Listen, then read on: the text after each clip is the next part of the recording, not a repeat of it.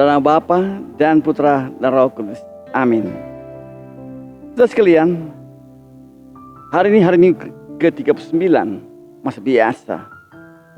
Bacaan hari ini mengajak kita untuk menyadari bahwa hidup beriman bukan menunggu di tikungan, melainkan berupaya. Injil mulai dengan tentang perumpamaan 5 orang perempuan bodoh dan 5 bijaksana.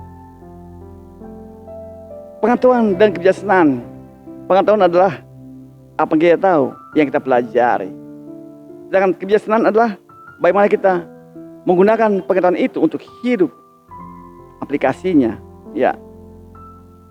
Terus sekalian, dan kita suci, bacaan dari kitab kebijaksanaan mengajak kita untuk mencari kebijaksanaan. Dan kebijaksanaan itu bukan dicari susah payah. Dikatakan begitu kita inginkan, dia ada, datang sebagai anugerah untuk kita. Maka kebijaksanaan adalah bahwa kita masuk dalam pikiran Tuhan. Dan kebijaksanaan lalu kita pahami sebagai bertindak seperti Tuhan. Dan tindakan Tuhan selalu efeknya adalah kehidupan. Membawa hidup bagi manusia. Jika orang yang bijaksana, ketika dia masuk dalam pikiran Tuhan, maka tindakannya adalah selalu yang menghasilkan kebaikan, menghasilkan kehidupan bagi orang. Bukan menyingkirkan sesama, bukan membuat manusia sesama jadi takut, bukan membuat sesama jadi susah, melainkan membuat orang menjadi hidup. Saudara, hidup kita itu sesuatu yang sangat kompleks. Maka tidak ada jawaban gampang untuk kehidupan kita. Diperlukan selalu pertimbangan. Pertimbangan yang baik, yang sungguh-sungguh. Dan pertimbangan yang kita lakukan itu adalah akibat konsekuensinya kita harus tahu. Yaitu membawa kehidupan buat orang. Itu konsekuensi dari tindakan kita, dari pertimbangan kita membawa kita kepada keputusan dan tindakan. Kemudian kita juga belajar bahwa kita hidup dalam waktu. Ada proses yang kita lalui, yang kita pertimbangkan. Ujung dari waktu itu adalah menantikan kedatangan Tuhan. Hidup kita orang beriman adalah selalu menantikan kedatangan Tuhan pada akhirnya. Awalnya Rasul Paulus katakan kita menantikan, kita mengalami Tuhan itu secara samar-samar. Dan nantinya kita akan berhadapan muka dengan Tuhan. Tapi bagi orang yang murni hatinya, yang tidak murni hatinya, yang penuh dosa, tidak akan pernah bisa memandang Tuhan. Jadi kita alami Tuhan sekarang ini secara sakramental. Dan kalau kita menantikan Tuhan yang datang untuk kita, maka kita perlu buat persiapan. Hidup kita sungguh bersiaga. Suatu kesiagaan batin, yaitu memiliki api yang bernyala dalam hati kita. Nyala harapan, nyala iman, dan nyala kasih yang harus ada dalam hati kita. Tapi juga ada persediaan minyak. Apa persediaan minyaknya? Yaitu diri kita yang terbuka untuk dikendalikan oleh Roh Kudus, yang dipengaruhi oleh Roh Kudus. Seluruh roh kita menjadi roh yang terbuka untuk digerakkan oleh Roh Kudus sendiri. Yang berarti bahwa kita tidak jatuh dalam kehidupan kenikmatan daging. Apa itu kenikmatan daging? Itu orang hidup dalam suatu Paulus kepada umat Galatia adalah hidup pesta pora dalam kemabukan. Di mana kita lalai dalam kehidupan harian kita bergelimang dengan kenikmatan hidup yang sifatnya duniawi. Kita menjadi takluk kepada tarikan dunia ini. Kita masuk dalam hidup dalam kemabukan. Ketika kota Pompei ditemukan, digali, kota Pompei itu kota yang hancur, berantakan, ditutup debu, gunung Vesuvius yang meletus pada tanggal 24 Agustus tahun 79.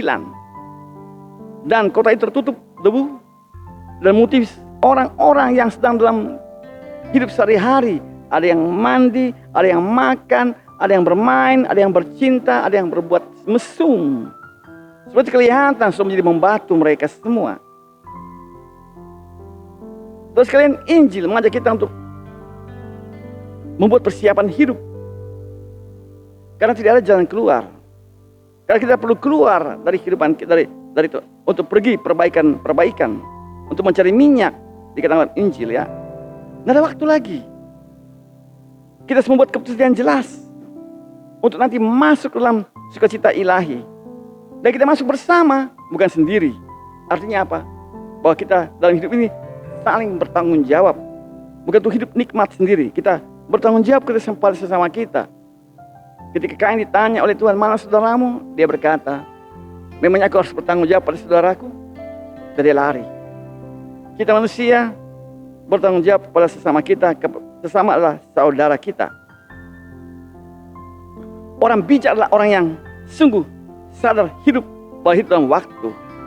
Maka waktu harus dimanfaatkan dengan baik. Karena Tuhan akan tiba pada waktunya tanpa disangka-sangka. Kita harus membuat persiapan.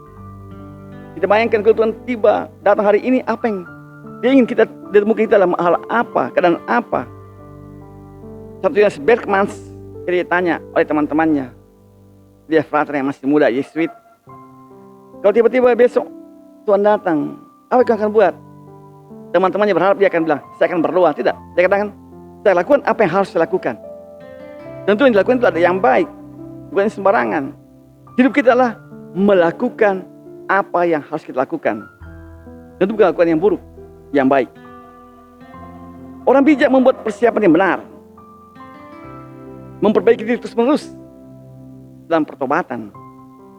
Kita tidak menunggu di tikungan nanti baru bertobat. Tidak, sekarang juga. Karena nanti kita tidak tahu. Kalau seperti orang balapan motor ya, di tikungan banyak yang menang, yang jago-jago. Tetapi yang tidak terampil, tergelincir di tikungan, digilas oleh yang lain-lain, tewas. Begitu hidup kita. Belum tentu ada tikungannya, dan kita menanti tikungan tidak ada yang datang. Akhirnya kita ketinggalan. Perempuan yang bodoh dalam Injil ini adalah perempuan yang tidak membuat persiapan, hanya menanti di tikungan. Tunggu, harap teman akan bantu. Dan terlambat semua.